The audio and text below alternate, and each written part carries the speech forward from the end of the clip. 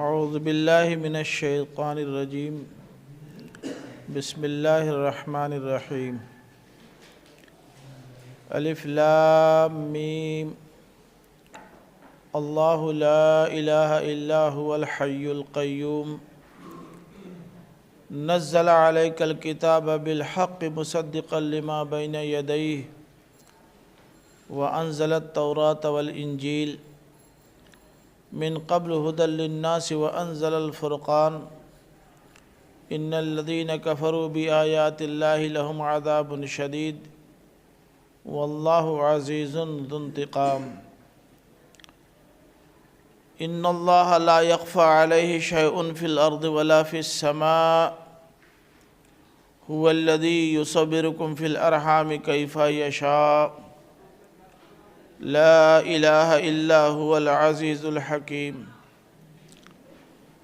هو الذی انزل علیک الکتاب منہ آیات محکمات ہن ام الکتاب واخر متشابہات فاما الذین فی قلوبہم زیغ فیتبعون ما تشابہ منہ ابتغاء الفتنہ وابتغاء تاویلہ وما يعلم تاويله إلا الله والراسخون في العلم يقولون آمنا به كل من عند ربنا وما يذكر إلا أولو الألباب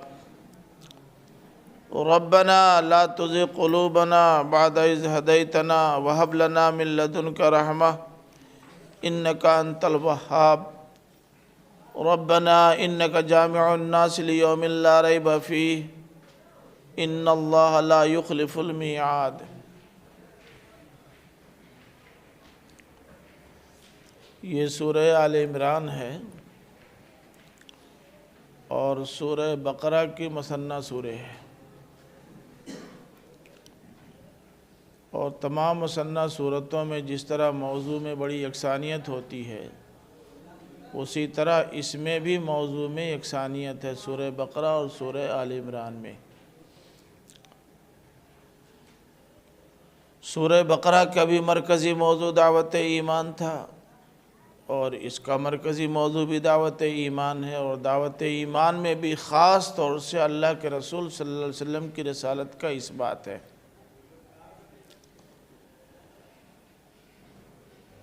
اب دعوت ایمان کے تعلق سے سورہ بقرہ میں یہود کا کردار خاص طور سے زیر بحث آیا تھا، اور اگر نصارہ کا ذکر آیا بھی ہے تو ضمنی طور سے، لیکن سورہ آل عمران میں دعوت ایمان ہی کے تعلق سے بنیادی طور سے نصارہ کا ذکر ہے اور ان کے کردار کا۔ یہود کا جو ذکر ہوا بھی ہے وہ ضمنی طور سے ہوا ہے، تو دونوں میں فرق یہ ہوا کہ ایک میں اصلی مخاطب یہود ہیں اور دوسرے میں نصارہ، بس باقی جہاں تک رسالت کے اس بات کا تعلق ہے، ایمان کی دعوت کا تعلق ہے، دونوں میں یکساں ہیں۔ اس میں ایک خاص پہلو اور جو زیر بحث آئے گا جس پر توجہ زیادہ دینے کی ضرورت ہے وہ یہ ہے کہ سارے لوگوں کو کلیتاً اسلام میں یا حکومت اسلامی میں داخل ہونے کی دعوت دی گئی ہے۔ ایمان کا دعویٰ یہود کا بھی تھا، وہ بھی آمنا کہتے تھے، ایمان کا دعویٰ نصارہ کا بھی تھا، وہ بھی آمنا کہتے تھے، یہاں تک کہ کفار اور مشرکین کا بھی دعویٰ یہ تھا کہ ہم ایمان سے خالی نہیں ہیں، ہمارے باپ ابراہیم اور اسماعیل نے جو دین ہم کو دیا تھا ہم اس دین پر قائم ہیں، ہمارا اس دین پر ایمان ہے۔ اور ظاہر ہے کہ مسلمانوں کا دعویٰ بھی یہ ہے کہ ہم مومن ہیں۔ تو اب 4 دعوے سامنے آئے ہیں، دعویٰ ایمان کا یہود کی طرف سے، نصارہ کی طرف سے، مشرکین کی طرف سے اور مسلمانوں کی طرف سے۔ چاروں میں اگر یکسانیت ہوتی تب تو کوئی مسئلہ ہی نہیں تھا، سارے وہ لوگ جو ایک ہی فکر کے حامل ہیں ایک دعویٰ کر سکتے ہیں، کوئی مسئلہ نہیں، لیکن 4 مختلف الخیال، مختلف الاغراض، مختلف الجہات اور مختلف النظریات لوگ ایک ہی دعویٰ کریں تو یہ تو طے کرنا پڑے گا نا کہ کس کا دعویٰ صحیح ہے۔ سورہ آل عمران اس کو طے کر دیتی ہے کہ ان 4 میں سے کس کا دعویٰ صحیح ہے۔ اب ظاہر ہے کہ جب دعوے دار سب ہیں تو دوسرے لفظوں میں اسلام کو سب لوگ تسلیم کر رہے ہیں، اس لیے کہ حضرت ابراہیم نے تو خود لوگوں کا نام مسلمان رکھا تھا، حضرت ابراہیم کی تو پہچان ہی اسلام سے تھی، اور سارے لوگ حضرت ابراہیم کو اپنا مقتدی اور پیشوا مانتے ہیں۔ تو اس لیے اب ان سارے لوگوں سے یہ کہا گیا ہے کہ بھائی آپ کا دعویٰ تو ضرور ہے، لیکن دعویٰ کی دلیل فراہم کرنا بھی ضروری ہو، جب تک دلیل نہیں ملے گی آپ کا دعویٰ تسلیم نہیں کریں گے، اور جس کا دعویٰ صحیح ہو سب لوگ اسی کی بات مان لیں، قصہ ختم۔ سورہ بقرہ میں خاص طور سے لوگوں کے سامنے حق کا ایک نمونہ رکھا گیا تھا، یا حق کے لیے ایک معیار اور کسوٹی رکھی گئی تھی، اور وہ کسوٹی تھی غزوہ بدر۔ آپ کو معلوم ہی ہوا ہے کہ خود مشرکین مکہ بھی یہ کہتے تھے کہ آج کے دن جو جیتا وہ حق پہ سمجھا جائے گا، اور دنیا نے دیکھ لیا کہ مسلمان جیتے، غالب آئے۔ تو جن لوگوں نے اسے معیار قرار دیا تھا، جب انہوں نے اپنی کھلی آنکھوں سے دیکھ لیا کہ مسلمان غالب آ گئے اور یہی غالبانہ کسوٹی تھی، تو اب مان لینا چاہیے تھا، لیکن نہیں مانا۔ اب اس سورہ میں، سورہ آل عمران میں، وہی کسوٹی سورہ غزوہ احد کی صورت میں رکھی گئی ہے۔ تھوڑا سا ترتیب الٹی لگ رہی ہے، ترتیب الٹی یوں لگ رہی ہے کہ غزوہ بدر میں مسلمانوں کی فتح تو بالکل کلیئر ہے، لیکن غزوہ احد کے سلسلے میں فتح کا دعویٰ بہت زیادہ مضبوط نہیں ہے۔ اسی لیے آپ کے مورخین نے اور علماء نے اس بارے میں اختلاف کیا ہے کہ غزوہ احد میں مسلمانوں کو شکست ہوئی یا فتح۔ کچھ لوگ کہتے ہیں شکست ہوئی، کچھ کہتے ہیں فتح ہوئی، کچھ کہتے ہیں کہ پہلے فتح ہوئی، پھر شکست ہوئی، اور پھر فتح پر غزوہ ختم ہوا۔ تو ان تینوں دعووں کو سامنے رکھیے تو غزوہ بدر کے مقابلے میں غزوہ احد کا معاملہ تھوڑا سا مشتبہ لگتا ہے۔ اب آپ کسی ایک دعوے کو تسلیم کر سکتے ہیں، لیکن یہ تو سب کو ماننا پڑے گا نا کہ غزوہ بدر میں مسلمانوں نے زخم تقریباً نہیں کھایا، جبکہ غزوہ احد میں زخم کھایا، اور بڑا زخم کھایا، چھوٹا موٹا نہیں۔ نبی کریم صلی اللہ علیہ وسلم بھی زخمی ہی نہیں ہوئے، بلکہ اللہ تعالیٰ کی خصوصی حفاظت اور چند مومنین کی جاں بازی نہ ہوتی تو صورتحال بالکل دوسری ہو سکتی تھی۔ لیکن ظاہر ہے کہ اللہ تعالیٰ کو جو منظور ہوتا ہے وہی ہے۔ تو اس میں ترتیب اگر ایسی ہوتی کہ پہلے مشتبہ رکھا جاتا پھر کلیئر رکھا جاتا تو بات زیادہ واضح تھی، پہلے کلیئر پھر مشتبہ، یہ ترتیب تھوڑا سا قابل غور ہے۔ اصل میں دیکھیے، کوئی بات کسی کے سامنے بہت واضح انداز میں، دو ٹوک انداز میں رکھی جائے، اس کے باوجود بھی نہ مانے تو یہ بات تسلیم کر لی جاتی ہے کہ یہ ضدی ہے، ہٹ دھرم ہے۔ تو اب اس کے علاوہ آپ کیا لائیں گے؟ ایک انتہائی واضح ترین سورج نکلا ہوا ہے، آپ کسی سے کہیں کہ دن ہے اور اس کو بھی وہ تسلیم نہ کرے تو اب اس سے بڑی دلیل آپ کہاں سے لا کے دیں گے؟ معلوم یہ ہوا کہ یہ دلیلوں سے ماننے والے لوگ نہیں ہیں، ڈنڈا سے ماننے والے لوگ ہیں۔ تو اس لیے اب اس ترتیب کی کوئی اہمیت رہ نہیں گئی کہ پہلے مشتبہ تب کلیئر۔ پہلے مشتبہ آئے پھر کلیئر آئے، نتیجہ تب بھی یہی سامنے آنے والا ہے۔ پہلے کلیئر آئے پھر مشتبہ سامنے آئے تب بھی نتیجہ سامنے آنے والا ہے یہی۔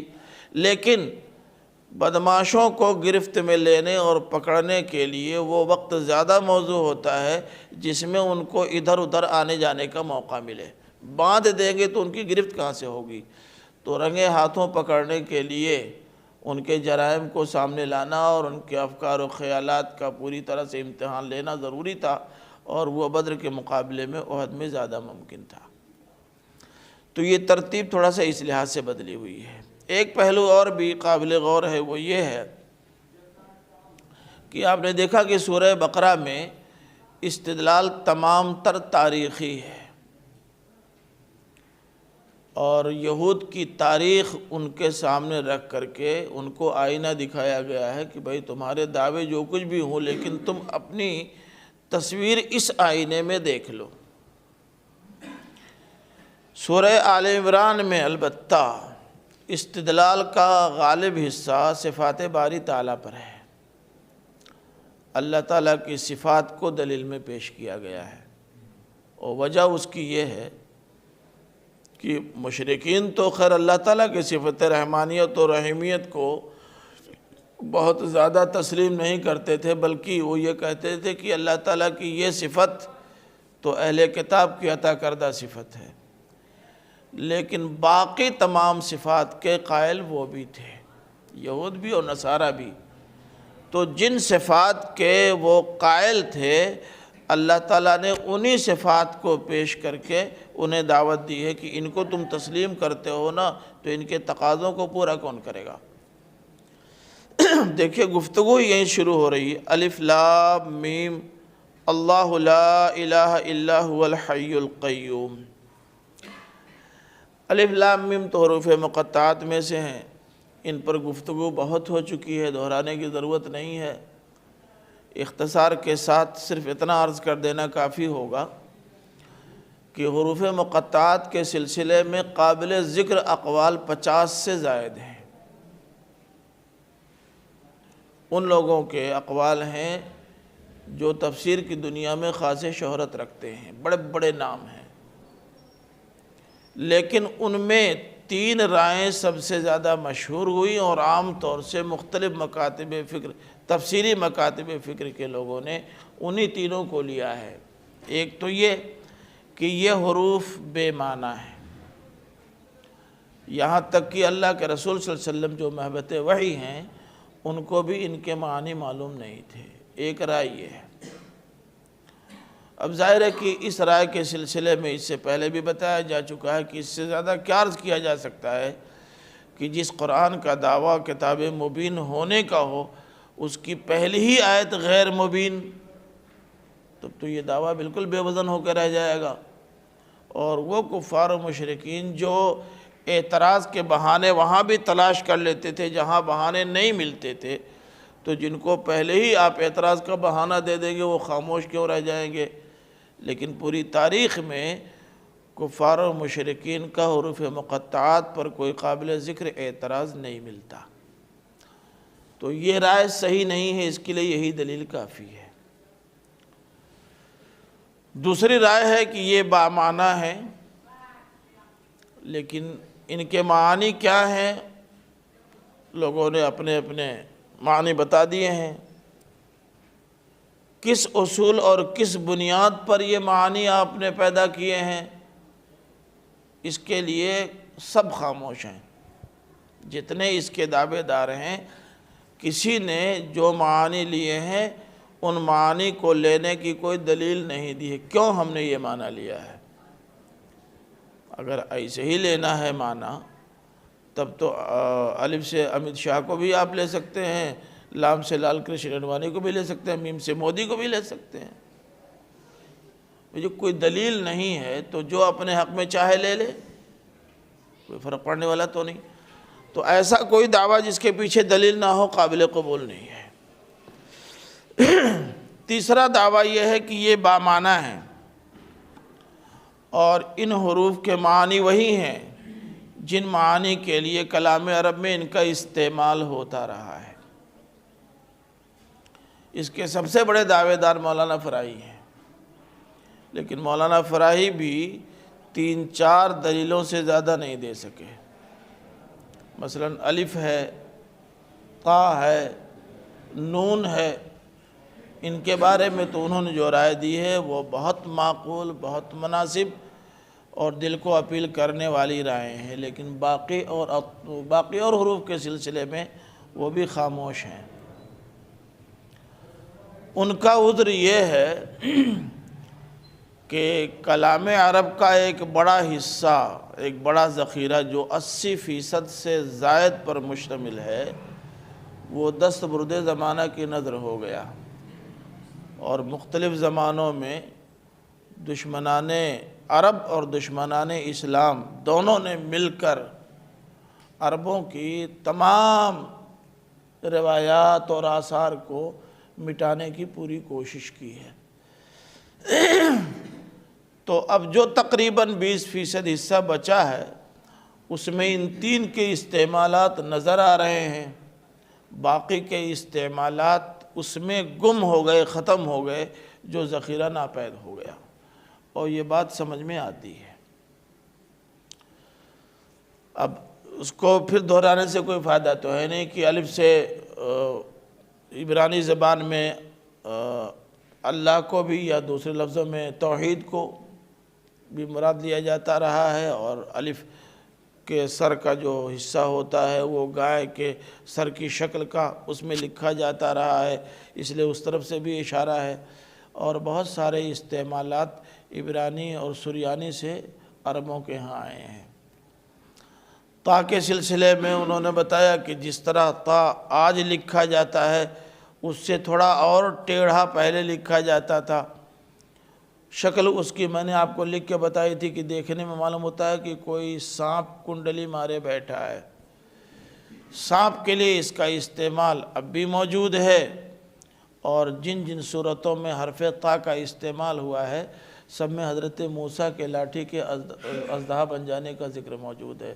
علی ھذا القیاس نون کے سلسلے میں بھی ہے۔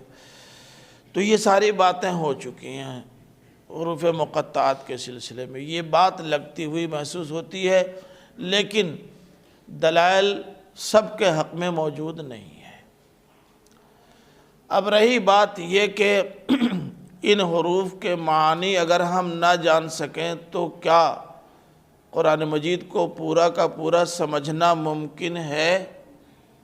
اس کا مطلب یہ ہے کہ کچھ حصہ قرآن مجید کا ایسا ہے، ٹھیک ہے اس کا معنی اب غائب ہو گیا، ناپید ہو گیا، لیکن بہرحال کچھ حصہ ایسا جس کو ہم نہیں سمجھ سکتے۔ دیکھیں یہ اصل میں کوڈ ورڈز ہیں نا، کوڈ ورڈز کو اگر آپ نہ سمجھ سکیں تو زیادہ سے زیادہ یہ ہوگا کہ ابتدائی میں جس معنی تک آپ کی رسائی ہونی تھی وہاں تک نہیں ہو پائے گی بغیر پورا پڑھے، بس اتنا ہی فرق پڑے گا۔ بلا عنوان کہانی آپ نے پڑھی ہوں گی، عنوان رہتا ہے تو آپ پتہ پا جاتے ہیں کہ اس میں کیا ہوگا، کچھ پڑھ لیتے ہیں کچھ چھوڑ دیتے ہیں، تب بھی یہ آپ جان لیتے ہیں کہ اس میں کیا کہا گیا ہے۔ لیکن بلا عنوان کہانی ہو تو جب تک پورا نہیں پڑھیں گے تب تک نہیں سمجھ پائیں گے، بس اتنا فرق ہوگا۔ اب نون سے جو اشارہ ہوا مچھلی کی جانب، تو اس سورے کی سب سے اہم تعلیم وَلَا تَكُنْ كَصَاحِبِ الْحُوتِ، مچھلی والے نبی کی طرح بے صبری کا مظاہرہ مت کرنا، تمہاری قوم مچھلی والے نبی سے زیادہ تم کو تنگ کرے گی، بے صبری کا مظاہرہ کرو گے تو اپنا کام نہیں کر پاؤ گے۔ یہ سب سے اہم تعلیم سورے کی تھی جو حرف نون نے شروع میں اجاگر کر دیا۔ اب اگر آپ نون کا مطلب نہیں سمجھ پائیں گے تو پوری سورے کو بہت دھیان سے پڑھنے کے بعد اس کی اہم ترین تعلیم کو کھود کے آپ کو خود نکالنا پڑے گا، اتنا فرق ہوگا، لیکن آپ کو سمجھنے میں کوئی دشواری نہیں ہوگی، محنت بڑھے گی لیکن سمجھنا ممکن ہے۔ میں نے ابھی عرض کیا کہ اس سورے میں بنائے استدلال صفات باری تعالی ہے۔ اب آپ دیکھیں شروع ہی سے، اللہ لا الہ الا هو الحی القیوم۔ ہاں جی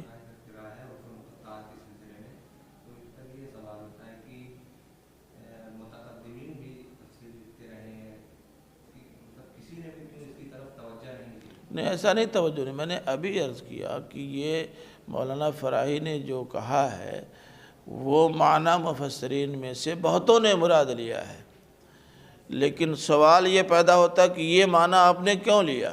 جیسے یہ تو لکھا کہ نون سے مراد مچھلی، اور مچھلی سے مراد سے اشارہ صاحب ہود کی طرف، لیکن کیوں؟ اب سوال یہ پیدا ہوتا لیکن کیوں؟ آپ کو یہ بتانا چاہیے تھا کہ اس لیے کہ صرف یہی نہیں، نون کا استعمال مچھلی کے لیے عام ہے، اس لیے ہم لے رہے ہیں۔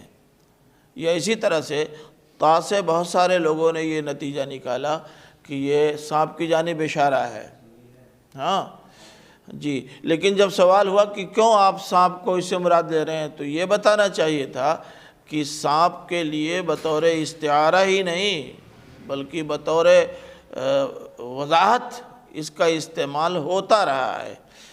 تو دعویٰ کرنے کے بعد دلیل چاہیے تھی، بغیر آپ کا دعویٰ صحیح ہو سکتا ہے، غلط ضروری نہیں کہ غلطی ہو، لیکن اگر دلیل نہیں ہے تو آپ کے دعوے کو وزن دار نہیں سمجھا جائے گا۔ مولانا فراہی اکیلے نہیں، بہت سارے مفسرین ان کے وہی معنی لیے ہیں جو انہوں نے لیا ہے۔ انہوں نے جو دعویٰ کیا ہے اس کی دلیل دی ہے، لوگوں نے دلیل نہیں دی ہے، بس اتنا فرق ہے۔ اچھا، جہاں تک اس کا سوال ہے کہ اور لوگوں نے کیوں نہیں لیا، اب نہیں لیا تو نہ لینے والوں کو قصور ہے، مولانا کا تو قصور ہے نہیں۔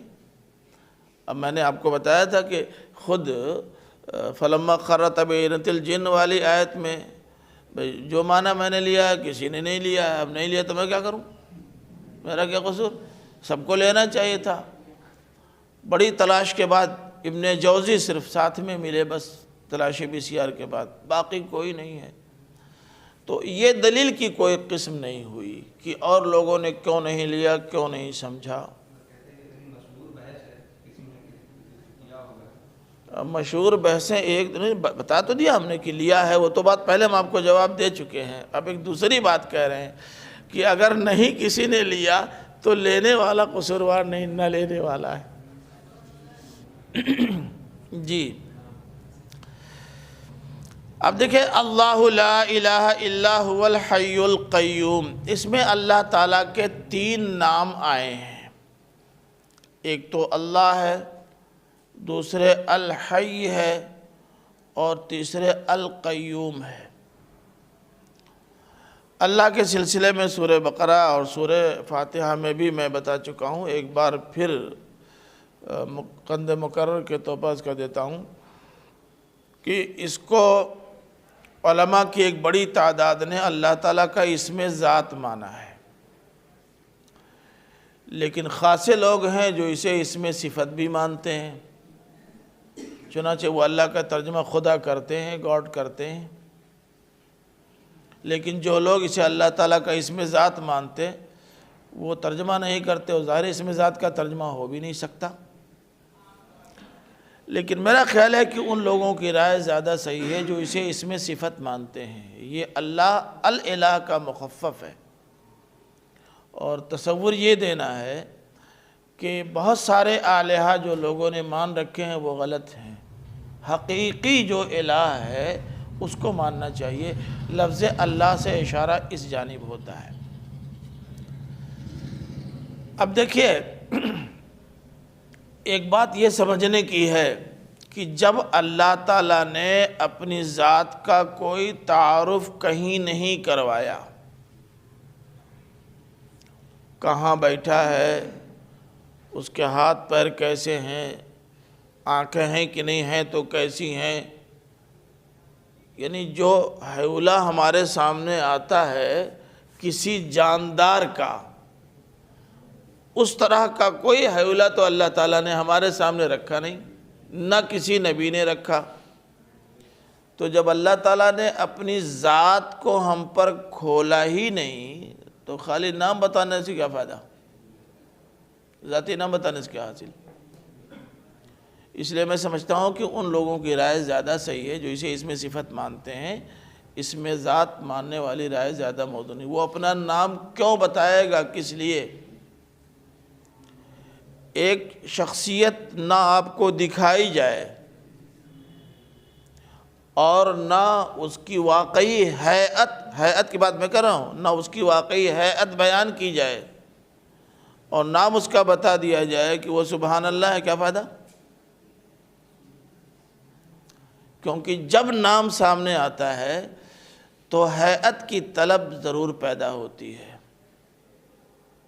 پتہ ہے اللہ تعالیٰ نے اپنی قدرت کا بیان کیا تو پیغمبر وقت حضرت موسیٰ اور حضرت ابراہیم دونوں نے کہا کہ تب تو اللہ میں تجھ کو دیکھنا چاہتا ہوں۔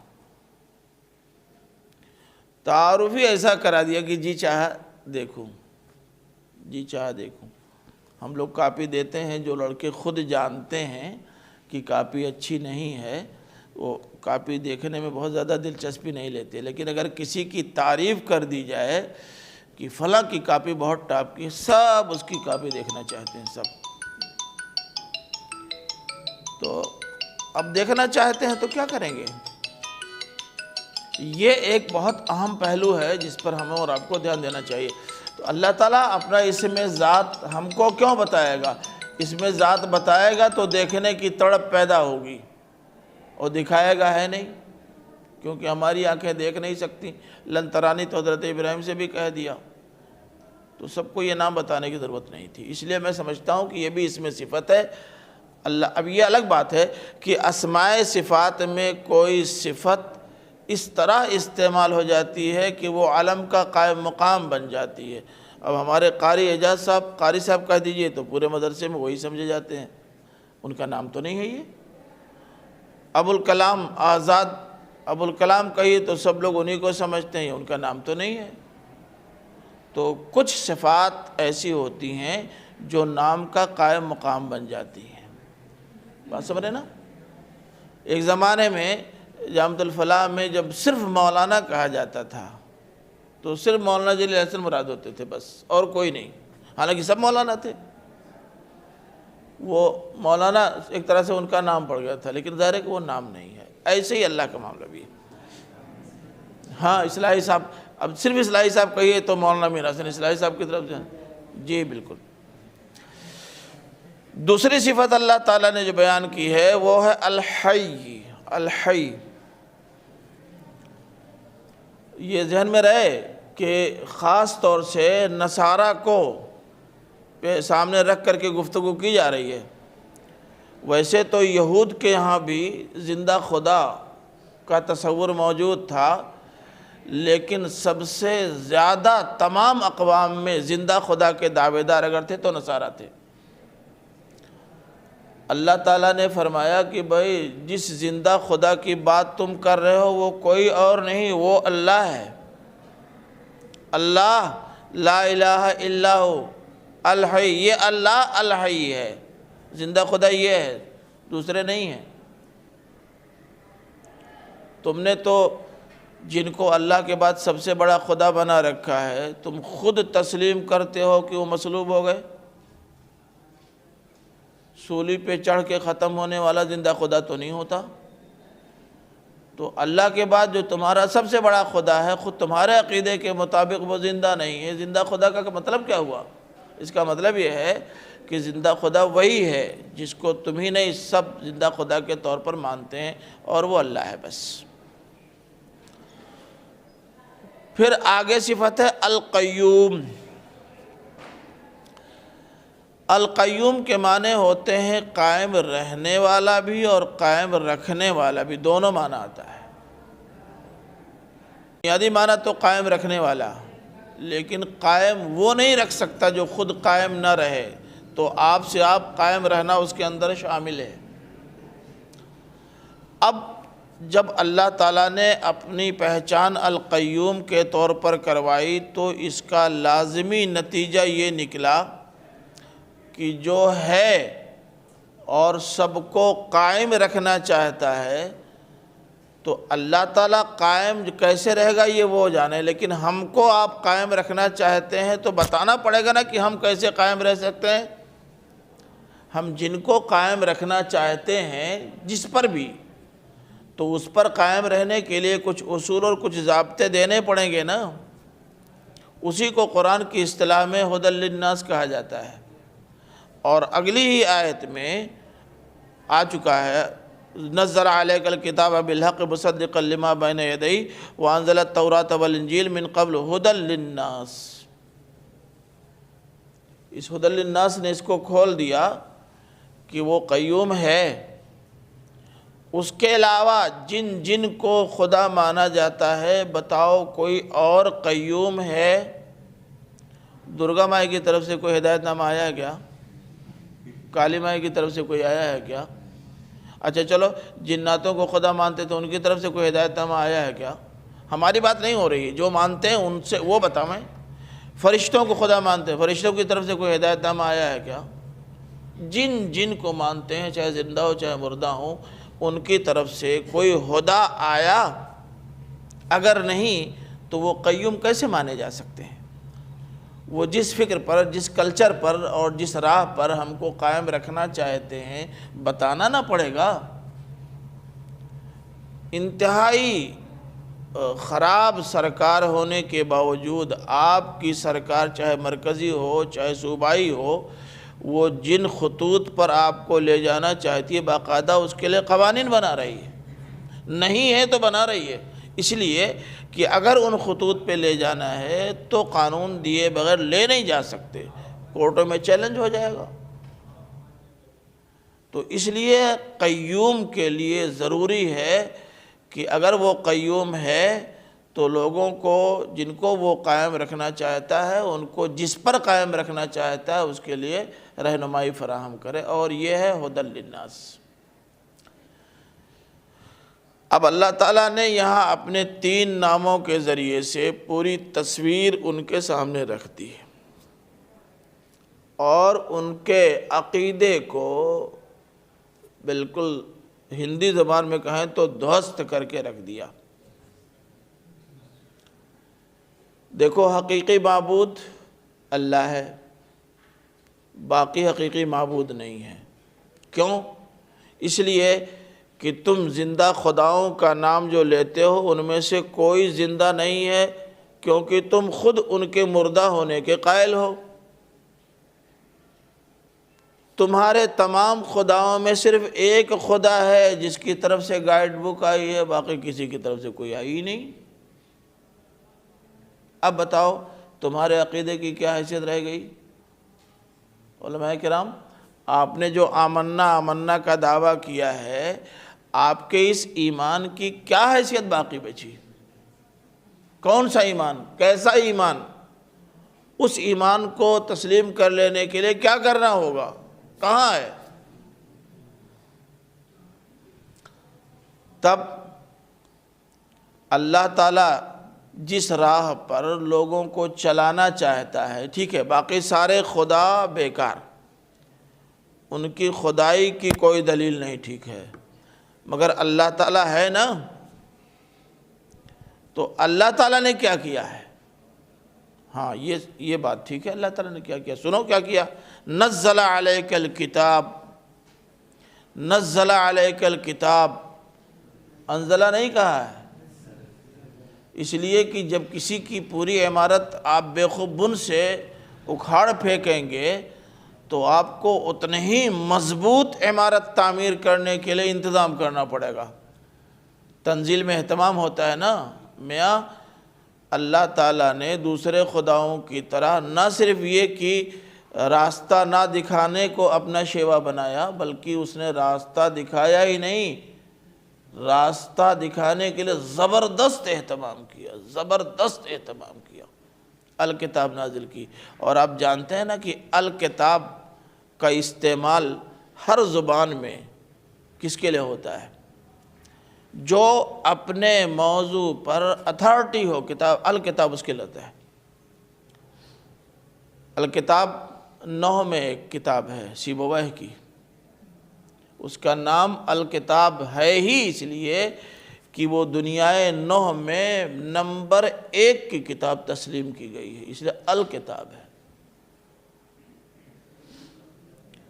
تو نمبر 1 کی کتاب اللہ تعالیٰ نے الکتاب بھیج دی ہے۔ ال کے ذریعے جہاں اشارہ قدیم آسمانی کتابوں میں وہ موجود پیشین گوئیوں کی طرف ہے، وہیں یہ بھی ہے کہ نہ صرف یہ کہ اس نے گائیڈ لائن فراہم کی ہیں، گائیڈ بک دی ہے، بلکہ جو بک دی ہے وہ الکتاب ہے، نمبر 1 کی کتاب، وہ کتاب جس کے ہوتے ہوئے کسی اور کتاب سے رجوع کرنے کی ضرورت نہیں ہے، وہ کتاب جو اکیلے ہر پہلو سے رہنمائی فراہم کرنے کے لیے کافی ہے، وہ کتاب، وہ الکتاب جس کے حوالوں کو کوئی چیلنج نہ کر سکے، وہ الکتاب ہے۔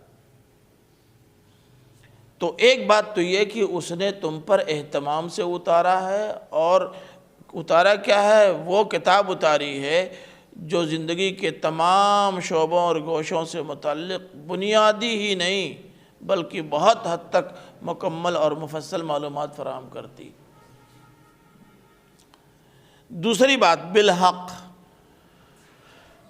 اس طرح کے موقعوں پر جب بالحق آتا ہے تو معنی با مقصد کا ہوتا ہے، یعنی اللہ تعالیٰ نے یہ الکتاب اس لیے نہیں اتاری ہے کہ اس پر ریسرچ کر کے آپ بہت اعلیٰ درجے کے محقق کہلائیں۔ ریسرچ کیجئے، اعلیٰ درجے کے محقق بنیے، کوئی حرج نہیں ہے، لیکن اس کتاب کے نزول کا ایک خاص مقصد ہے، اور وہ مقصد کیا ہے؟ وہی ھدی للناس، مقصد ہے لوگوں کی رہنمائی۔ تیسری بات یہ فرمائی کہ یہ جس کتاب کو الکتاب قرار دیا جا رہا ہے اور جس الکتاب کو گائیڈ بک کے طور پر تمہارے سامنے رکھا جا رہا ہے، باوجود کہ تم اس کا انکار کرتے ہو، لیکن انکار کرنے کی گنجائش تمہارے پاس موجود نہیں ہے۔ کیوں؟ مصدقا لما بین یدیہ، یہ عین مصداق ہے اس کی جو اس کے سامنے یا اس کے پہلے ہے۔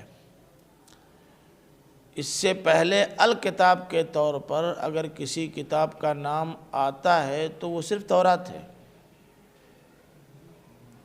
لیکن تورات جس طرح یہود کی کتاب تھی وہ اسی طرح نصارہ کی بھی کتاب تھی، تو اس لیے اگر الکتاب کے ذریعے سے یا مصدق لما بین یدیہ کے ذریعے سے صرف تورات کو مراد لیا جائے، تب بھی نصارہ اور یہود دونوں کی کتاب کی جانب اشارہ ہو گیا۔ لیکن اگر اس کے بعد کسی کو الکتاب ہونے کا شرف حاصل ہوا تو وہ انجیل ہے۔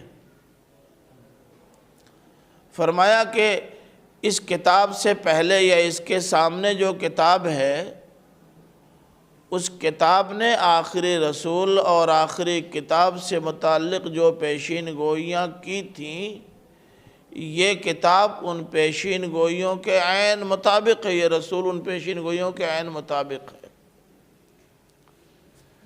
اب آپ سوچیں کہ قرآن نے خود بتا دیا ہے کہ انجیل میں تو تورات میں تو یہ کہا گیا تھا، میں حوالے پیچھے دو چکا ہوں آپ کو، کہ تورات نے تو یہ کہا تھا کہ حضرت موسیٰ علیہ السلام نے اپنی قوم سے، بنی اسرائیل سے کہا کہ اے میری قوم کے لوگوں، تمہارے بعد تمہارے بھائیوں میں سے ایک ہادی آنے والا ہے، اور اس کے اندر وہ سب کچھ ہوگا جس کا مجھ میں کچھ نہیں۔ اتنا بڑا پیغمبر اپنے سے بڑے پیغمبر کی بشارت دے رہا ہے، بتاؤ ان کے بعد کون ہے جو ان سے بڑا قرار دیا جا سکتا ہو؟ اور انجیل نے تو سیدھے سیدھے کہہ دیا کہ یاتی من بعدی اسمہ احمد، اب میرے بعد اسی کا نمبر ہے، نام بھی بتا دیا احمد ہوگا۔ تو یہ جو پیشین گوئیاں تمہارے یہاں اس کتاب سے پہلے کی کتاب میں، چاہے تورات کو مراد لے چاہے انجیل کو، اس کتاب کے سلسلے میں یا اس رسول کے سلسلے میں پیشین گوئی واضح طور سے موجود ہے۔ اب اور کیسی کتاب چاہیے بھائی؟ جس کتاب کا انتظار تھا، جس کتاب کا بار بار تعارف کروایا گیا تھا، وہ کتاب آ گئی، اب کیا چاہیے؟ تم بھی منتظر تھے، یہود بھی منتظر تھے، کفار و مشرکین بھی منتظر تھے، بلکہ سب تو یہ کہتے تھے، سب اپنے اپنی جگہ کہتے تھے کہ آخری رسول آئے گا تو ہم لپک کے اس پر ایمان لے آئیں گے اور سب کو نمبر 2 کا بنا دیں گے، نمبر 1 ہم ہو جائیں گے، یہ سب کہتے تھے۔ اب آ گیا تو سب تیسرے نمبر پہ چلے گئے۔ کوئی آگے بڑھنے کو تیار نہیں۔ پھر اللہ تعالیٰ نے فرمایا چونکہ ما بین یدہ سے اشارہ تورات کی جانب بھی نکلتا ہے اور انجیل کی جانب بھی، تو اس لیے اللہ تعالیٰ نے اسے کھول دیا آگے، فرمایا کہ وہ انزل التوراۃ والانجیل، اور اس نے تورات اور انجیل نازل فرمائی۔ اب آپ دیکھیں، تورات اور انجیل کو نازل کرنے والا بھی اللہ، قرآن کو بھی نازل کرنے والا اللہ، لیکن تورات و انجیل کے لیے یہاں انزلہ استعمال کیا، اس کے لیے نزلہ استعمال کیا، یعنی یہ فرق یہی بتا دیا کہ جو اہتمام اس پر صرف کیا گیا ہے وہ اہتمام ان کتابوں پر صرف نہیں ہوا ہے۔ تو اب جس اہتمام کے ساتھ نازل ہونے والی کتاب کا تم کو انتظار تھا وہ کتاب آ گئی۔ من قبل کا تعلق اسی سے اوپر سے، اس سے پہلے آ چکی ہے، ہدی للناس، لوگوں کے لیے بطور ہدایت۔ تو اب قیوم نے، اللہ الحی اور القیوم نے وہ گائیڈ بک فراہم کر دی ہے جس گائیڈ بک کے بارے میں بہت پہلے سے بتا دیا گیا تھا کہ وہ کتاب آنے والی ہے۔ اب آپ یہ کہیں گے صاحب اتنا پہلے سے اس کی گرمی کیوں رکھی گئی اور اس کا ذکر کیوں کیا گیا اتنا پہلے سے؟ ارے بھائی، کوئی منتری جی آنے والے ہوتے ہیں نا تو خالی روڈ پر پولیس والے ڈنڈا لے کر کے پھل والوں کو ہٹاتے ہیں، بھاگو بھاگو بھاگو بھاگو، منتری جاتے ہیں۔ لیکن پردھان منتری آنے والے ہوتے ہیں تو کئی دن پہلے سے کتا لے کے سونگا جاتا ہے، کل سارا انتظام ہوتا ہے نا۔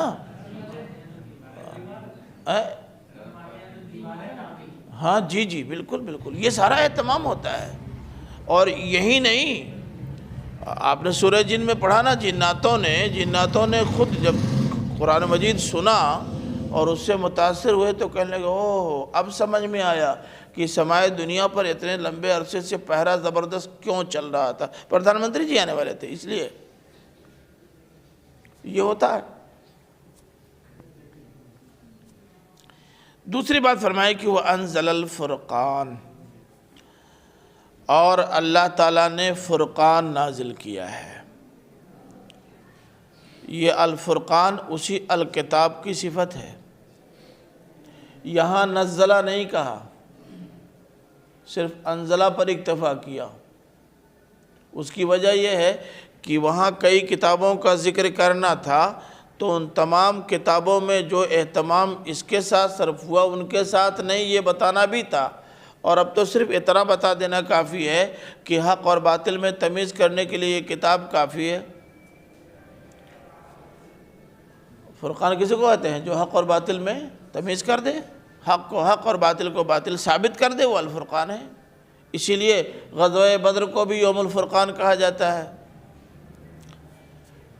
اس پر گفتگو پیچھے سورہ بقرہ میں ہو چکی ہے، جی چاہے تو ایک نظر ڈال لیجئے۔ سورہ بقرہ کھولیے، آیت نمبر 53۔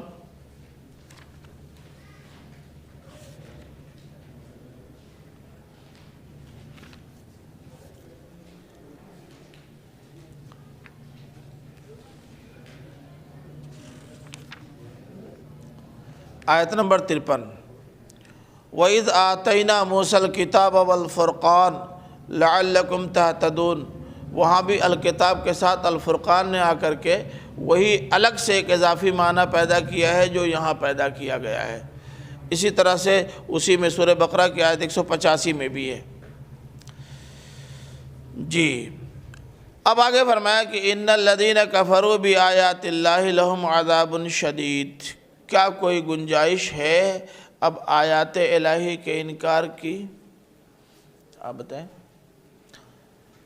اب تک کی ساری پیشین گوئیاں آخری کتاب کے سلسلے میں جو تھیں وہ مکمل طور سے پوری ہو گئیں، مکمل طور سے۔ اب آیات الہی کے انکار کی گنجائش ہے؟ ابھی آپ نے جو پہچان بتائی تھی اس پہچان کے مطابق تو یہی بنتے نظر آ رہے ہیں۔ سٹیک پہچان کا لطیفہ سناؤں آپ کو۔ ہمارے ہاں ایک منیر بھائی ہیں، جانتے ہو نا کہ نہیں جانتے؟ نہیں جانتے۔ ان کے ہاں کوئی صاحب آئے تھے بھینس خریدنے کے لیے، مگر وہ گھر پہ موجود نہیں تھے۔ تو لوگوں نے کہا صاحب وہ تو ہے نہیں، تو کہنے لگے ہمارے پاس ٹائم نہیں، تو کہنے لگے جائیے، وہ سرامیر سے آ رہے ہوں گے، راستے میں کہیں ملیں گے، ٹائم ان کا یہی ہے۔ تو کہنے لگے ہم پتہ کیسے پائیں کہ وہی ہیں؟ تو پہچان اتنی شاندار اور سٹیک بتائی کہ سیدھے انہی کے پاس پہنچ کے پوچھنے لگے، کہنے لگے وہ سائیکل سے آ رہے ہوں گے، پرانی سائیکل ہے، دھوتی کرتا پہنے ہوں گے، سائیکل ہاتھ میں ہوگی، خود پیدل چل رہے ہوں گے، لمبے سے آدمی ہوں گے۔ اور وہ جیسے ہی یہاں پہنچے ان کو سلام کیا، کہنے لگے آپ بھینس بیچ رہے ہیں؟ کہا ہاں، لیکن آپ کو کیسے معلوم؟ کہا صاحب پتہ بتانے والے نے اتنا سٹیک بتایا تھا کہ دھوکہ ہو ہی نہیں سکتا تھا۔ تو ظاہر ہے کہ اب اتنا سٹیک پتہ دینے کے بعد اب جب اس کا مصداق سامنے آ گیا تو انکار کی کوئی گنجائش بنتی ہے؟ نہیں بنتی نا۔ لیکن اس کے باوجود بھی اگر کوئی انکار کر رہا ہے تو بتائیے کڑی سزا ہونی چاہیے کہ نہیں؟ اسی لیے اللہ تعالیٰ نے فرمایا ان الذین کفروا بآیات اللہ لہم عذاب شدید، جن لوگوں نے اللہ کی آیات کا انکار کیا ہے ان کو سخت عذاب ہوگا، سخت عذاب۔ برسہ برس سے تعارف کروایا جاتا رہا، ان سے بار بار عہد لیا جاتا رہا، ہر بار انہوں نے عہد کیا اور بار بار اس کی یاد دہانی کروائی گئی، مختلف پیغمبروں کے ذریعے مختلف کتابوں میں ان کا ذکر ہوا، اور جب وہ کتاب آئی تو ان کی تمام پیشین گوئیوں کے عین مطابق ٹھہری، اس کے باوجود بھی انکار کر رہے ہیں۔ بتائیے سخت عذاب نہیں ہوگا؟ واللہ عزیز ذو انتقام۔ میں نے عرض کیا نا کہ نصارہ اللہ تعالیٰ کی صفت رحمانیت اور رحیمیت سے بڑے دھوکے میں تھے، اور بدقسمتی سے مسلمان بھی ہر معاملے میں اللہ تعالیٰ تو رحمان و رحیم ہے، اللہ تعالیٰ تو رحمان و رحیم ہے، وہ سارے جرائم کرتے جا رہے ہیں۔ نصارہ اس معاملے میں بہت ڈھیٹ تھے، وہ بار بار کہتے تھے اللہ تعالیٰ رحمان و رحیم ہے، وہ چھوڑ دے گا۔ اللہ تعالیٰ نے ان سے کہا ہے، ان کو سامنے رکھ کر کے کہا ہے میاں اللہ عزیز بھی ہے، ذو انتقام بھی ہے۔ یہ مت سمجھیے گا کہ صرف رحمان و رحیم ہے، رحمان و رحیم بھی ہے، وہ لوگوں پر کرم کرنے والا بھی ہے، لیکن مجرمین کو اتنی ہی سختی اور شدت کے ساتھ سزا دینے والا بھی ہے۔ صرف ایک ہی پہلو سامنے نہ رہے اللہ تعالیٰ کا، نرمی والا پہلو، سختی والا پہلو بھی نگاہوں کے سامنے رہنا چاہیے۔ اور سوچئے آپ انتقام لیتے ہیں کہ نہیں؟ سب سے بڑا جرم کسی عہدیدار کے عہدے کو چیلنج کرنا ہے، اس سے بڑا جرم آج تک نہیں ہوا۔ ایک مرد شوہر ہے، اس کی بیوی اس کے عہدے کو چیلنج کر دے، النساء قوامون علی الرجال قوامون علی النساء والا پڑھا ہے، چیلنج کر دے تو اس کو قرآن نے نشوز سے تعبیر کیا، نشوز، اس کو نشوز قرار دیا ہے۔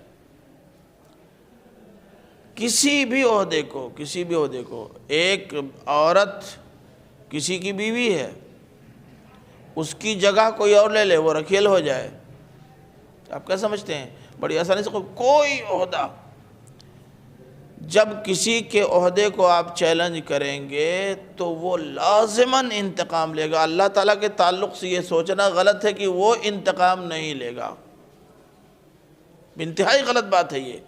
وہ ذو انتقام ہے، یہ نہیں کہا کہ انتقام لے گا، منتقم نہیں کہا، منتقم و ذو انتقام کا فرق سمجھ رہے نا؟ وہ ذو انتقام ہے، یعنی انتقام لینے والا ہے، انتقام لینا بھی اس کی صفات میں شامل ہے۔ ممکن نہیں ہے کہ اس کی قوت کو چیلنج کرتے ہوئے لوگ اس کے ساتھ ایرے غیر نتو خیروں کو شریک کرتے رہیں اور بڑی آسانی کے ساتھ ٹھنڈے پیٹوں برداشت کر لے گا، ممکن نہیں ہے، وہ ذو انتقام ہے۔ تو صرف رحمان و رحیم ہی یاد نہ رہے، عزیز اور ذو انتقام ہونا بھی یاد رہنا چاہیے، اور اگر یہ دونوں یاد رہے تو جو عدم توازن زندگیوں میں پایا جاتا ہے شاید وہ نہ پایا جائے۔ بات سمجھ رہے ہیں نا؟ یہ ساری صفات خاص طور سے نصارہ کو سامنے رکھ کر کے بیان کی گئی ہیں۔ فرمایا ان اللہ لا یخفی علیہ شیء فی الارض ولا فی السماء، آپ جانتے ہیں نا کہ نصارہ کے اندر جتنا تصوف تھا اتنا اس کے بعد آج بھی وجود میں نہیں آیا. صوفی سب تھے، صوفی، اور تصوف کی دنیا سے وابستہ لوگ جہاں ایک طرف یہ کہتے ہیں کہ ہم بھی کل دیکھ لیتے ہیں، وہیں یہ بھی کہتے ہیں کہ اللہ تعالیٰ ساری چیزوں کے چکر میں نہیں پڑتا، کچھ چیزوں کو دیکھتا ہے کچھ کو نہیں دیکھتا. کتنی عجیب و غریب یہ داستان ہے. آپ تو وہ بھی دیکھ لیتے ہیں جو اللہ تعالیٰ دیکھتا ہے، اور اللہ تعالیٰ کل نہیں دیکھ پاتا جو آپ دیکھ لیتے ہیں. وحدت الوجود کے قائلین اس میں ملوث ہیں، اور نصارہ تو اس میں نمبر 1 کے تھے. اللہ تعالیٰ نے کہا یہ مت سمجھنا کہ سادھو بن کر گفاؤں میں جو کچھ تم کرو گے اللہ تعالیٰ اس سے واقف نہیں ہوگا. اصل میں تصور یہ ہے کہ جب ہم کرتا پاجامہ پہن کے ٹوپی ووپی لگا کے مسجد میں بیٹھ جاتے ہیں تو اللہ تعالیٰ ادھر دیکھتا نہیں. دیکھ پاتا تو دیکھ لیتا، دیکھتا نہیں. یہ اپنے لوگ ہیں، اللہ کے نیک بندے ہیں، چھوڑو ان کو، جو کر رہے ہیں کرنے دو. ادھر دھیان نہیں دیتا. انتہائی فضول بات ہے. لا یخفی علیہ شیء، کوئی چیز اس پر مخفی نہیں. ادھر تاکے چاہے نہ تاکے. اگر تمہاری بات مان لی جائے کہ اللہ کرنے والوں کی طرف اللہ تعالیٰ نہیں دیکھتا، کہ یہ تو اپنے لوگ ہیں جانے دے، لیکن اس کی نگاہ میں وہ بھی ہوتے ہیں، کوئی چیز مخفی نہیں ہوتی. ٹھیک ہے کہ جگہ جگہ، اور اب تو اس کو سمجھنا زیادہ آسان ہو گیا ہے. اب تو لوگ اپنے آفس میں بیٹھ کے پوری دنیا سے اپنی کمپنی کو ڈیل کر رہے ہوتے ہیں، وہیں بیٹھے بیٹھے. آپ اپنے ہاں بیٹھے ہیں اور یہیں سے آپ فون کر رہے ہیں. کہاں؟ برطانیہ میں. بھئی وہ فلاں آدمی کیوں گھوم رہا ہے؟ ارے یہیں سے. تو جب اب صورتحال یہ بن گئی ہے کہ بہت ساری چیزیں آپ پر بھی مخفی نہیں رہ گئی ہیں، تو اللہ تعالیٰ تو ظاہر ہے کہ وہ علام الغیوب ہے، اس پر کون سی چیز مخفی رہ سکتی ہے. تو اس لیے نیک لوگوں یہ تصور دماغ سے نکال دو کہ اللہ کرنے والوں کو اللہ تعالیٰ زیادہ ان کے پیچھے نہیں پڑتا، چکر میں نہیں رہتا. چکر میں رہے چاہے نہ رہے، لیکن وہ جانتا ہے سب کچھ. اور چکر میں کیوں نہیں رہتا؟ وہ تو اس کی صفت رقیب بھی ہے.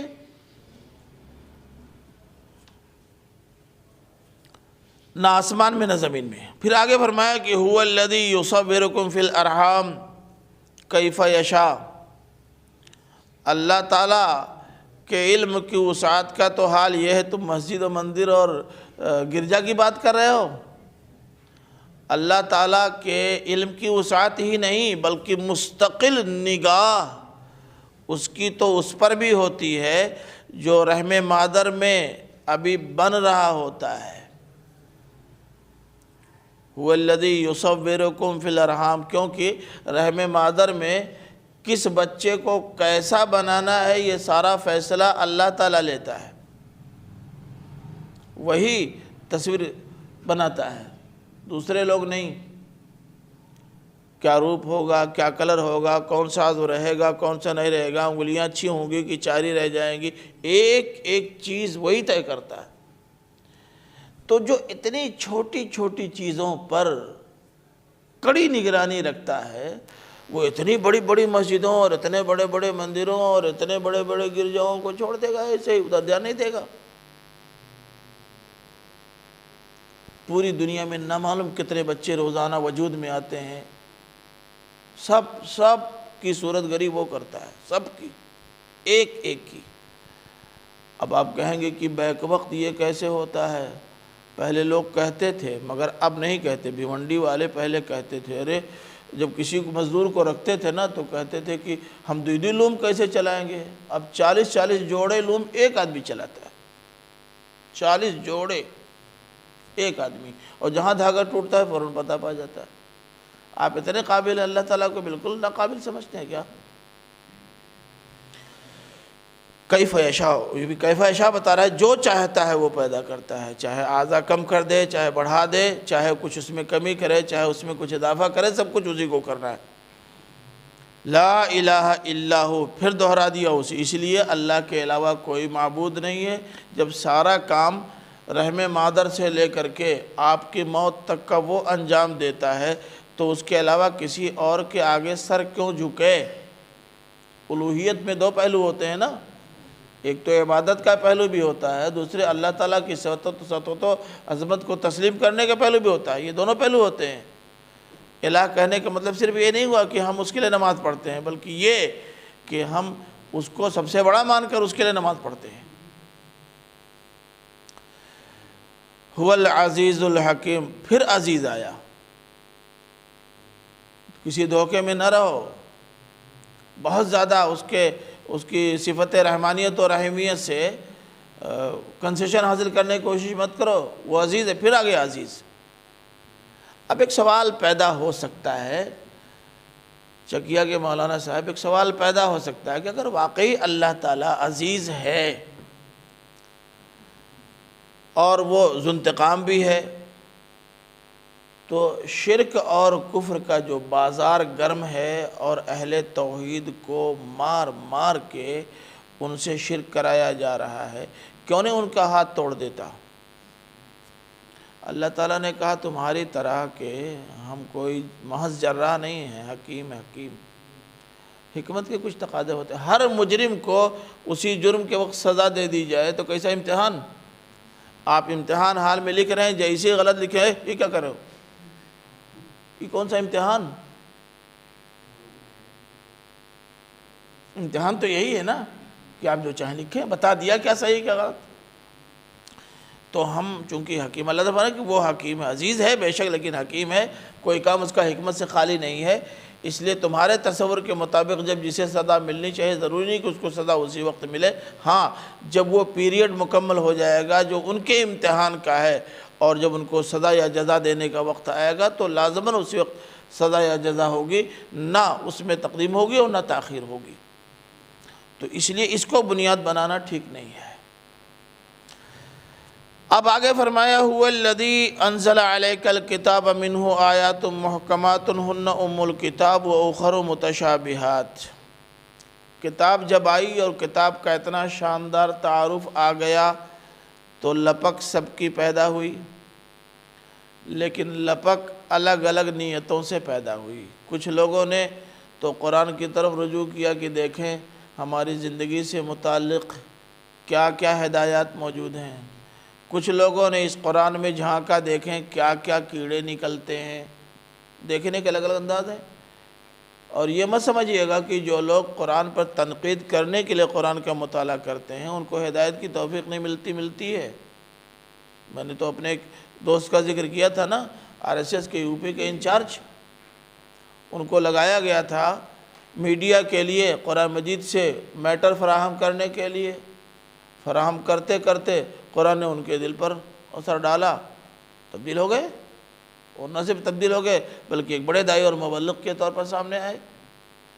تو آپ نیت جو بھی رکھیں لیکن حق بہرحال بجائے قطور ہوتا ہے، وہ اپنی، لیکن اب ظاہر ہے کہ جن کے دل پتھر ہوں ان پر تو کوئی اثر ہوگا نہیں۔ جب اللہ کے رسول صلی اللہ علیہ وسلم کی زبان سے ادا ہونے والے کلمات ابو جہل اور ابو لہب وغیرہ پر اثر انداز نہیں ہو سکے تو ظاہر ہے کہ دوسروں پہ کیا اثر انداز ہوتے ہیں، یا ہم کتنے مؤثر ہو سکتے ہیں، لیکن اس کے اندر یہ طاقت اور تاثیر ہوتی ہے۔ اب ہوتا یہ ہے کہ قرآن مجید کا جب یہ تعارف کرایا جاتا ہے اور اس پہلو سے قرآن مجید سامنے آتا ہے تو جو لوگ کیڑے نکالنے والے ہوتے ہیں وہ قرآن مجید کی واضح تعلیمات کو موضوع بحث بناتے ہی نہیں، وہ ان چیزوں کو موضوع بحث بناتے ہیں جن کو موضوع بحث بنا کر لوگوں کے سامنے کچھ خامیاں اور کمزوریاں اس عقیدے کی لا سکیں، وہ کرتے ہیں۔ آپ دیکھیں گے، دیکھ لیجئے سورہ مدثر کھولیے،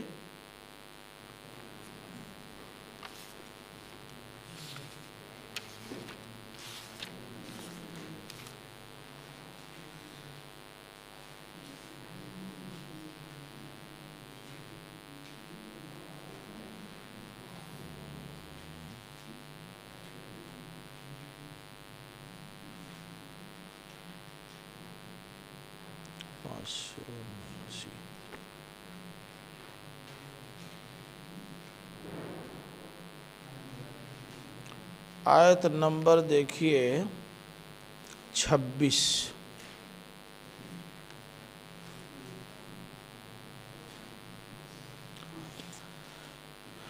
دیکھیے اللہ تعالیٰ نے فرمایا سأصلیہ سقر وما ادراک ما سقر لا تبقی ولا تذر لواحۃ للبشر علیہا 19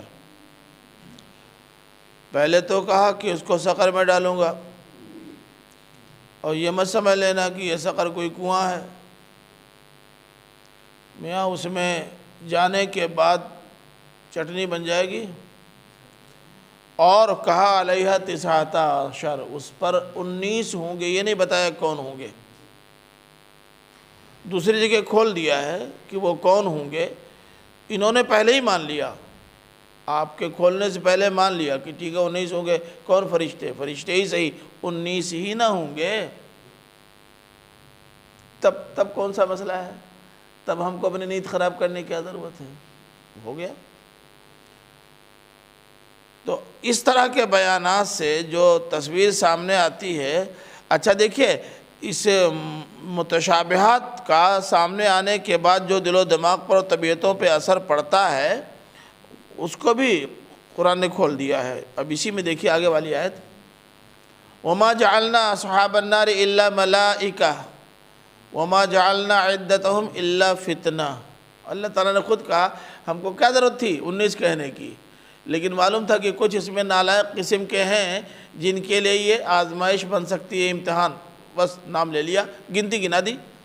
فِتْنَةً لِلَّذِينَ كَفَرُوا، جہاں ایک طرف انکار کرنے والوں اور نہ ماننے والوں کو ان کے مزید انکار کا یہ موقع فراہم کرتا ہے۔ ہم چاہتے بھی ہیں کہ نہ ماننے والے، ضد کرنے والے، ہٹ درمی کرنے والے جب پکڑے جائیں تو رنگے ہاتھوں پکڑے جائیں، ہم یہ چاہتے بھی ہیں، کیونکہ بدماشوں کو سزا اس وقت دی جائے جب بدماشی وہ کر رہے ہوں، لیکن اس کا ایک فائدہ بھی ہوگا۔ ارے باپ رے باپ، ایک فرشتہ اکیلے ایک پر کا استعمال کرے تو ایک دنیا تباہ کر سکتا۔ 19 تب تو جا ہی نہیں سکتے، تب تو جا ہی نہیں سکتے۔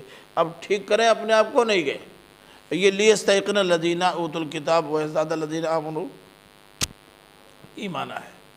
تو ظاہر ہے کہ آیات تو ہیں وہی، لیکن نتیجہ نکالنے میں لوگ اپنے اپنے فکر و عقیدہ اور اپنے اپنے خیال کے مطابق آزاد ہیں، اور اسی لحاظ سے یہ نتیجہ نکالتے بھی ہیں۔ فرمایا کہ اسی نے تمہارے اوپر کتاب نازل کی، اس کتاب میں سے کچھ آیات محکمات ہیں اور وہی ام الکتاب ہیں، اور دوسری آیات متشابہات ہیں۔ آیات محکمات سے مراد وہ آیات ہیں جو آفاق اور انفس کی بدیہیات پر، آپ کے اپنے جسم کے اندر اور پوری کائنات میں جہاں تک آپ کی نگاہ پہنچ سکتی ہو، وہاں تک آپ غور کریں گے تو قرآن کے دعوے کو تسلیم کیے بغیر چارہ نہیں رہے گا۔ اسی طرح سے خیر اور شر کے مسلمات پر بھی مبنی ہیں۔ کیا خیر ہے، کیا شر ہے، کیوں یہ خیر ہے، کیوں یہ شر ہے، کسی سے پوچھنے کی ضرورت نہیں ہے، آپ کا ضمیر خود بتا دے گا یہ خیر ہے یا شر۔ آپ کسی اور کے بہن یا بیٹی کی طرف نگاہ اٹھا رہے ہیں، ذرا آپ کے بہن بیٹی کی طرف کوئی نگاہ اٹھائے تو آپ پر کیا گزرے گا، یہ کافی ہے بتانے کے لیے۔ اسی طرح سے معروف کیا ہے اور منکر کیا ہے یہ بھی قطعی طور سے بتا دیا گیا، اس میں کوئی اشتباہ نہیں ہے۔ کیا چاہیے کیا نہیں چاہیے صاف صاف بتا دیا ہے۔ تو اب دیکھیں آپ کہ آپ اپنے اوپر غور کریں چاہے کائنات پہ غور کریں، ہزاروں ایسی دلیلیں دی گئی ہیں کہ آپ تھوڑا سا غور کریں گے بات آپ کی سمجھ میں آ جائے گی۔ اسی طرح سے صحیح کیا ہے، غلط کیا ہے، خیر کیا ہے، شر کیا ہے، اللہ تعالیٰ نے انہی کا نام لیا ہے جن کا آپ انکار نہ کر سکیں۔ ٹھیک اسی طرح سے پسندیدہ کیا ہے، ناپسندیدہ کیا ہے، مطلوب کیا ہے، غیر مطلوب کیا ہے، یہ بھی وہی بتایا ہے جس کو سمجھنے میں کوئی دقت نہ ہو۔ فرمایا کہ یہی ہے ام الکتاب۔ ام الکتاب، ام الکتاب کا مطلب، ام الکتاب کا کیا مطلب؟ کہنے کو تو ہم لوگ کہہ دیتے ہیں کہ یہی اصلی کتاب ہے، لیکن اصلی کتاب کیا؟ ارے آپ لوگ تو ابھی اس عمر میں ہیں کہ کو سمجھ سکتے ہیں۔ آپ سب کے، اب بھی شادی کسی کی نہیں، ابھی سب، آپ سب کی مرجع، ارے ایک کو ہٹا دو، آپ سب کی مرجع اب بھی ماں ہے، سب کی مرجع ماں ہے۔ ہم تو اب بھی اپنی ماں ہی کو مرجع سمجھ رہے ہیں، اب بھی اس کی وجہ یہ ہے کہ وہ اب بھی اپنے ویٹو پاور کا استعمال کر لیتی ہیں۔ یہاں تک کہ رشتے وغیرہ بھی اگر ہم کہیں اور طے کریں اور انہوں نے کہہ دیا ہم نے فلاں جگہ کہہ دیا ہے، بس قصہ ختم ہو گیا۔ اب جب انہوں نے کہا، یہ ویٹو پاور ہے۔ ہن ام الکتاب کا مطلب یہ ہے کہ کتاب کے اندر جتنی تعلیمات ہیں، تمام تعلیمات کا محور و مرکز وہ آیات ہیں جن کو آیات محکمات کہا جاتا ہے۔ اس لیے اگر آپ کو قرآن مجید کی کسی آیت کا مفہوم نکالنا ہے تو یہ جو محکمات ہیں ان کو سامنے رکھ کر کے ہی نتیجہ نکالنا، ان سے ہٹ کر نہیں۔ لیکن ہوتا کیا ہے؟ فَأَمَّا الَّذِينَ فِي قُلُوبِهِمْ زَيْغٌ فَيَتَّبِعُونَ مَا تَشَابَهَ، لیکن جن کے دلوں میں ٹیڑھ ہوتا ہے، کجی ہوتی ہے، تو وہ کیا کرتے ہیں؟ وہ پیچھے پڑتے ہیں ان کے، یعنی زیادہ تحقیق ان کی کرتے ہیں جو ان پر کبھی واضح نہ ہو سکے، گڑمڑی رہیں۔ تحقیق کرتے ہیں تو ان کی جن کی تحقیق ان کے بس ہی میں نہیں۔ آپ لوگوں کو تو سابقہ کم پیش آتا ہوگا، ہم لوگوں کو سابقہ اس سے بہت پیش آتا ہے۔ لوگ فتوے پوچھتے ہیں، مسائل پوچھتے ہیں، تو وہ امور و مسائل نہیں پوچھتے کہ اگر معلوم ہو جائے تو ان پر عمل کر لیں گے، وہ پوچھتے ہیں کہ اگر مسئلہ معلوم ہو جائے تب بھی، مسئلہ نہ معلوم ہو تب بھی صرف الفاظ اور جملوں کا استعمال کر سکیں، بس اور کچھ نہیں۔ کیا مطلب پوچھنے کا بھائی؟ چلو ٹھیک ہے، کوا حلال ہے کہ حرام ہے؟ مان لیا کوا حلال ہے، آپ کھائیں گے؟ کیا فائدہ پوچھنے سے؟ کوا حرام ہے، آپ کھا رہے ہیں، کیا فائدہ پوچھنے سے؟ مگر آپ بتائیے کوا حلال ہے کہ حرام ہے؟ یہ پوچھو نا کہ جھینگا حلال ہے کہ حرام ہے، کچھ لوگ کھاتے ہیں کچھ نہیں کھاتے تو سمجھ میں آتا ہے، مگر وہ پوچھیں گے جس کے حلال یا حرام ہونے سے کوئی فرق نہیں۔ جو لوگ جن کے دلوں میں کجی ہوتی ہے، ٹیڑھ ہوتا ہے، وہ ایسے ہی بال کی کھال نکالتے ہیں اور ہمیشہ اعتراضات اور سوالات ان تعلیمات کی بنیاد پر اٹھاتے ہیں جو تعلیمات ان کی دسترس سے باہر ہوتی ہیں۔ اب یہ سوال آپ سے کیا جاتا ہے کہ صاحب جب ہم جنت میں جائیں گے تو ٹھیک ہے وہاں بہت ساری نعمتیں ملیں گی، خدا نخواستہ جہنم میں گئے یا جو جہنم میں جائے گا تو کیا یہ اسی جہنم میں جائے گا جس جہنم میں پیڑ اگتا ہے؟ بتاؤ، آگ میں اور پیڑ کوئی تصور ہو سکتا ہے؟ اصل میں بے حیا ایسے لوگوں کو اسی لیے کہا جاتا ہے کہ اللہ تعالیٰ نے دنیا میں بے حیا پیدا کیا ہے۔ بے حیا جانتے نا؟ بے حیا جیٹھ بیساکھ میں جتنا ہرا بھرا ہوتا ہے کبھی اساڑھ میں اتنا ہرا بھرا نہیں رہ سکتا، اساڑھ ساون میں جب چاہے آپ تجربہ کر کے دیکھ لیجئے، سب سے زیادہ سرسبز و شاداب، جتنی تیز دھوپ ہوگی لو چلے گی اتنی ہی سرسبز و شاداب ہوگا، اور جتنے ہی اس کو پانی ملے گا، موسم پودوں کے لیے سازگار ہوگا، اتنے ہی وہ مرجھائے گا، پیلا پڑ جائے گا، سڑ جائے گا۔ تو بے حیا لوگوں کی بات کیا ہے؟ یہ جن لوگوں نے اس کا نام بے حیا دیا ہے بڑے قابل لوگ تھے۔ ابتغاء الفتنہ، صرف فتنہ اٹھانے کے لیے، بس ایسے سوالات پیدا کر دو جن کے جوابات نہ بن سکیں۔ وابتغاء تعویلی، دیکھیں تعویل کے حقیقی معنی ہوتے ہیں حقیقت کے، اصل حقیقت۔ تو یہ جو کہا گیا ہے کہ ابتغاء تعویلی، اس کی تعویل معلوم کرنے کے لیے یا اس کی تعویل چاہنے کے لیے اس کے پیچھے پڑتے ہیں، ان کی حقیقت معلوم کرنے کے لیے ان کے پیچھے پڑتے ہیں۔ اب اسی طرح کا معاملہ اس وقت بھی ہے۔ کہا جا رہا ہے کہ آپ اپنے دادا اور پردادا کے بارے میں بتائیے کہ وہ کہاں اور کب پیدا ہوئے، پروف دیجئے۔ ان کی حقیقت ہم کیا جانا، ہم نے دیکھا ہی نہیں۔ تم یہ ہم سے پوچھو، ہم سے بھی مت پوچھو، ہمارے بچوں کے بارے میں پوچھو کہ یہ کہاں پیدا ہوئے تو بتائیں، اس لیے کہ اب ان کے لیے تو سرٹیفکیٹ باقاعدہ بنتا ہے، ہاسپٹل میں پیدا ہوتے ہیں۔ ہم لوگوں کے زمانے میں تو ہاسپٹل کا تصور ہی نہیں تھا، سب گھر میں پیدا ہوتے تھے، پتہ نہیں کون آتی تھی پیدا کروانے کے لیے اور کون دیکھ ریکھ کرتی تھی، کیا معلوم۔ لیکن جو فتنہ جو طبیعتیں ہوتی ہیں وہ ان کی حقیقت معلوم کرنا چاہتے ہیں جن کی حقیقت معلوم نہیں کی جا سکتی، ابتغاء تاویلی۔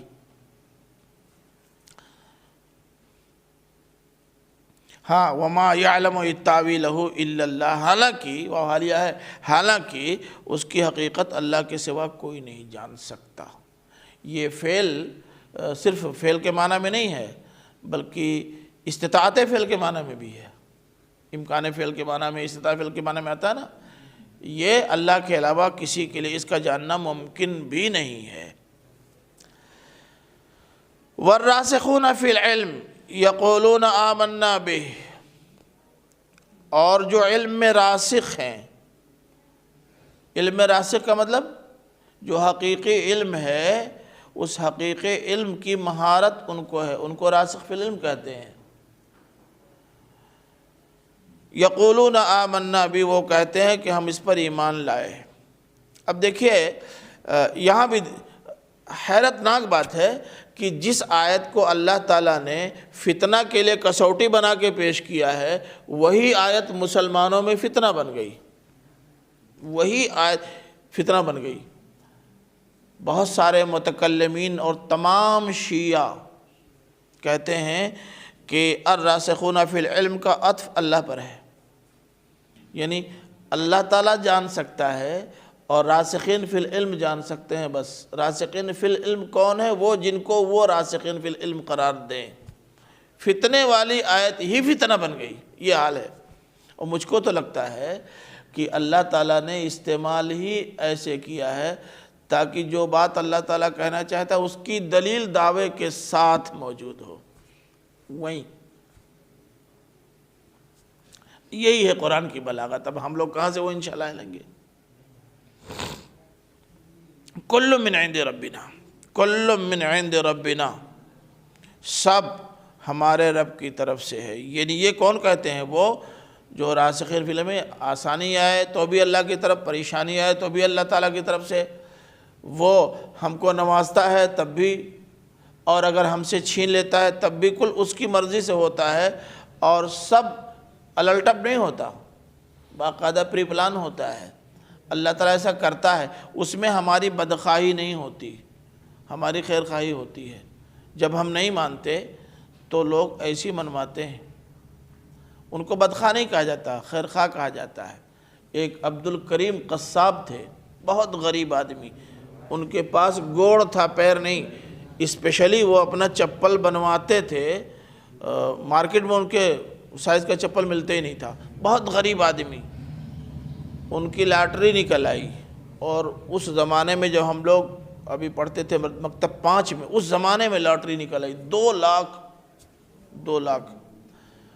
ان کو بلا کر کے جب ان کے سامنے کہا گیا کہ صاحب آپ کی 2 لاکھ کی لاٹری نکلی ہے تو دھوتی کھول کے ناچنے لگے۔ وہاں جو داروغہ موجود تھا اس نے پولیس والے سے بندوق لے کے اسی کے کندھے سے کئی کندہ مارا۔ اب یہ رونے لگا، جلدی سے لنگی اٹھا کے باندھ لیا۔ میاں کندھے سے مارا نہیں ہے، اس کو پاگل ہونے سے بچایا ہے، پاگل ہو جاتا۔ اب یہ وہ نہیں جانتا تھا نا جس نے 2 لاکھ کا چیک دیا کہ اس کو کیسے دینا چاہیے، وہ کیا جانے۔ لیکن یہ جو زمین پہ کام کرتے ہیں نا ان کو معلوم ہے کہ کیا کیا جائے، فوراً 10-5 کندہ لگایا، دماغ اس کا صحیح ہو گیا۔ آپ کیا سمجھتے ہیں؟ اس کو مارا نہیں ہے بھائی، سنبھالا ہے۔ اللہ تعالیٰ بھی یہی کرتا ہے۔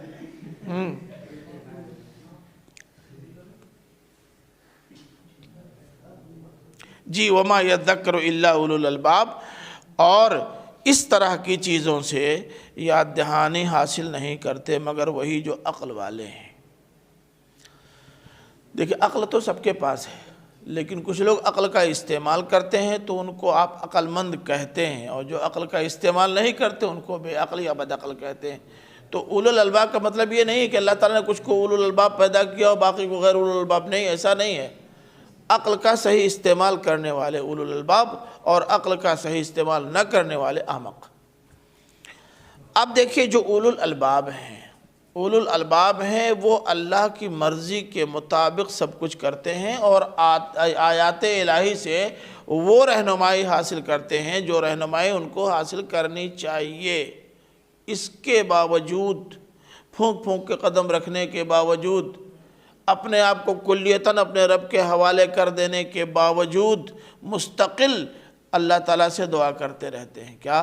ربنا لا تزغ قلوبنا بعد اذ ہدیتنا وہب لنا من لدنک رحمہ، اے ہمارے رب ہمارے دلوں کو کج نہ کرنا بعد اس کے کہ تو نے ہمیں ہدایت دی، اور اے ہمارے رب اپنے پاس سے ہمارے لیے خاص رحمت عطا فرما دے۔